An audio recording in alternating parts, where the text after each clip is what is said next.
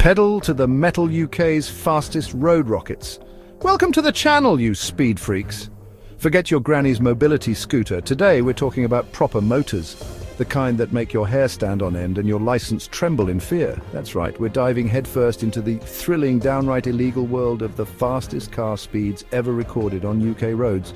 We're talking about legendary stretches of tarmac, blurred lines and enough horsepower to shame a stable of stallions. So buckle up, grab your crash helmets, just in case, and get ready for a white-knuckle ride through the most outrageous displays of automotive audacity this side of the Autobahn. Bugatti Veyron, the M25 missile. First up, we've got a car that needs no introduction.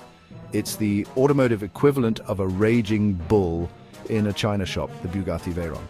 Now, I've driven a Veyron, and let me tell you, it's an experience that stays with you. It's like trying to hold onto a lightning bolt, only slightly less dangerous. But this particular Veyron, well, it went where no Veyron should go, the M25. Yes, that's right. The car park we laughingly call a motorway played host to this beast of a machine.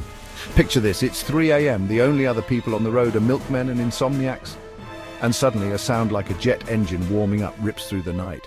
That, my friends, was the Veyron stretching its legs. Witnesses claim it hit a staggering 208 miles per hour. 208! To put that in perspective, that's faster than the takeoff speed of some light aircraft. They say the driver was a Saudi prince, but frankly, with balls that big, he could have been the Queen herself. Now, I'm not condoning this kind of behavior, not at all, but you've got to admire the sheer audacity of it. It's the kind of story that makes you want to grab your keys, find the nearest empty motorway and, well, maybe just stick to the speed limit. McLaren F1, a legend on the loose. Next up, we have a car that's about as British as a cuppa and a good moan about the weather, the McLaren F1.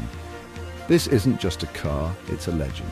A masterpiece of engineering that even today makes modern supercars look like they're stuck in first gear. Now, this particular F1, it wasn't content with just being a museum piece. Oh no, it decided to grace the A40 with its presence. That's right, the road more famous for traffic jams than high speeds. Witnesses said they saw the F1 like a silver bullet blasting past them. The driver, clearly a man of discerning taste, had the hammer down, pushing this automotive icon to its absolute limits. The speed? An eye-watering 196 miles per hour. Now, I've been on the A40 and I can tell you, finding a space to change lanes at that speed is like trying to find a parking spot in central London on a Saturday afternoon. Near impossible. But that's the thing about these supercars, they make the impossible seem almost pedestrian. They're not just about speed, they're about pushing boundaries, about testing the limits of what's possible. And this F1, well, it certainly did that. Well, it certainly... Chapter 3, Jaguar XJ 220, prowling the back roads. Now, for a car that's as sleek and stylish as it is powerful, we have the Jaguar XJ 220. This was Jaguar's attempt at creating a road-going missile, and let me tell you, they came pretty darn close. This particular XJ 220 was caught prowling the back roads of Wales. Yes, you heard that right, Wales. Those winding, narrow roads, more suited to sheep than supercars, played witness to this automotive beast stretching its legs. Imagine this. You're driving along, minding your own business, probably listening to Tom Jones on the radio, when suddenly, out of the corner of your eye, you see a flash of British racing green. Before you can even utter, "What in the name of Tom Jones?" the XJ 220 is gone, leaving you in a cloud of dust and exhaust fumes. It was clocked at 181 miles per hour, which on those roads is frankly ludicrous. It's like trying to thread a needle with a fire hose, utterly bonkers. But that's the beauty of it, isn't it? The sheer lunacy of taking a car designed for the racetrack and unleashing it on unsuspecting Welsh back roads. Chapter 4, Aston Martin, 177. Bond, James Bond, eat your heart out. Next up, we have a car that oozes sophistication and class, the Aston Martin 177.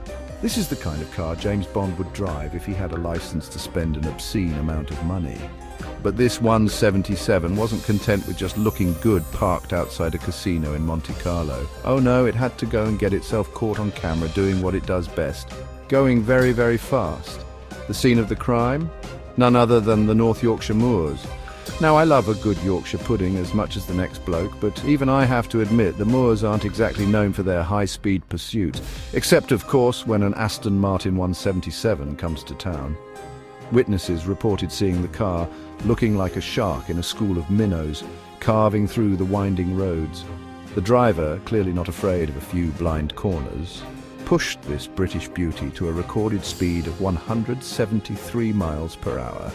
Now, I've driven in the moors, and I can tell you at those speeds, even a slight miscalculation would send you tumbling down a ravine faster than you can say shaken, not stirred. It's a testament to the driver's skill and the car's incredible capabilities that they managed to keep it on the road.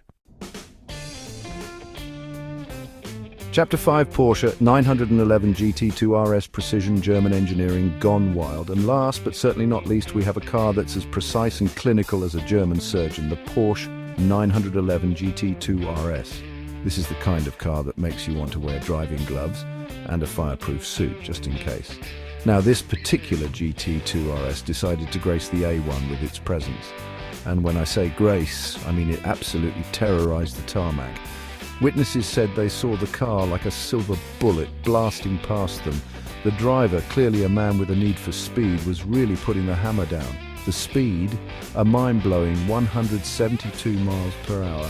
Now, I've been on the A1, and I can tell you, finding a space to change lanes at that speed is like trying to find a parking spot in central London on a Saturday afternoon, near impossible. But that's the thing about these supercars. They make the impossible seem almost pedestrian. They're not just about speed. They're about pushing boundaries, about testing the limits of what's possible. And this GT2 RS, well, it certainly did that. It left a trail of bewildered drivers in its wake, all wondering what in the world had just passed them. It's a tale that's sure to be told and retold in pubs and garages across the land. A testament to the enduring allure of speed and the thrill of the open road. So there you have it, folks, a glimpse into the wild world of the fastest car speeds ever recorded on UK roads. We've seen legendary cars pushed to their absolute limits, drivers with nerves of steel and enough speed to make your head spin.